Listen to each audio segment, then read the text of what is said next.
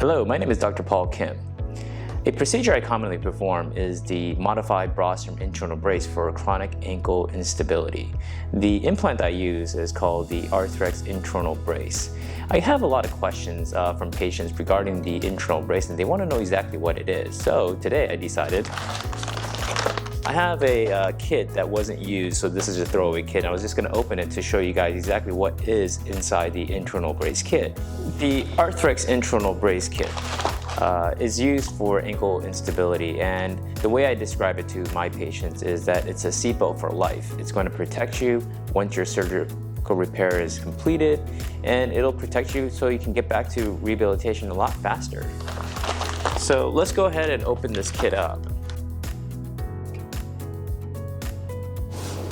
So you have this K-wire. The K-wire is going to be driven into the fibula, and you use x-ray to confirm the placement of it. So once the K-wire is placed to where you want it, you then will get your cannulated drill, which is this. So there's a little hollow point so you can actually see, and you put it over the K-wire, and then you drill.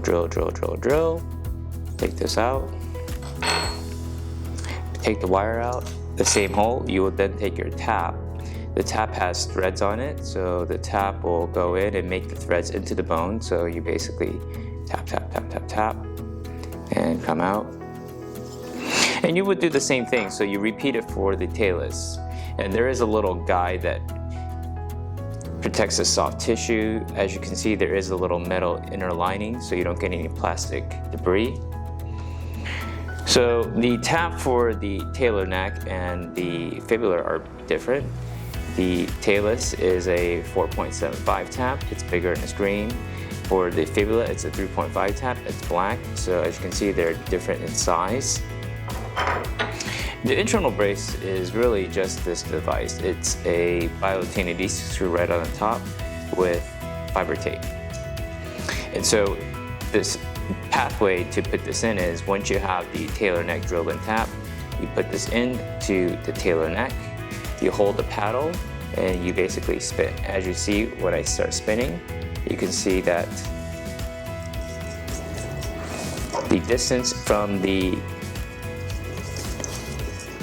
tip of the bi-lutine screw to the tip of the actual anchor, it measures kind of similar to this. Once you're all the way seated, you take the internal brace sutures off.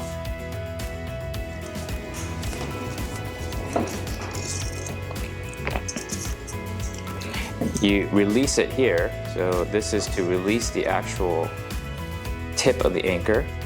And once that's released, you'll see that the very tip of the anchor will come out, see?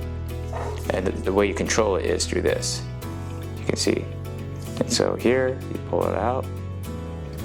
And this is in case if you ever have to redo it again, which is not common. And so once this is all in bone, you take this out, and this is actually what's in bone now. This is just to keep the distal anchor tip. You can take that off. And you'll see that the internal brace then has this. This is actually in bone. You got these two strands.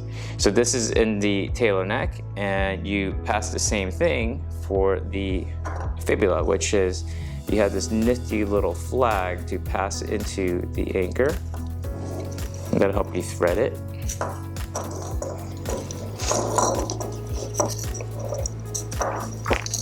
And you go here.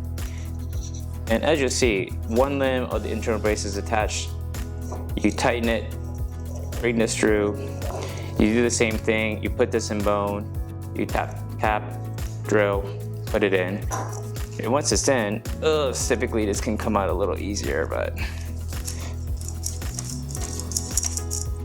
So once that's in, there it goes, and it breaks off. So you can see that there's that little anchor tip. It should be on the tip right there. Should the break off. It's a lot easier when it's actually in a human. But the scenario is really, you have these two little anchors. So the bigger one is for the talus, and the smaller one is for the fibula. And these two are then spanned with this little blue line, which is the collagen-coated fiber tape. It's a very strong fiber, very strong thread, and it typically doesn't, you can actually cut your fingers if you pull too hard on it. And so that's the internal brace. Well, I hope that was helpful in describing what the internal brace system consists of. It's basically two 10 adhesive screws with collagen fiber-coated fiber tape, and it's a seatbelt for life. So I hope this was helpful, and I look forward to seeing you next time.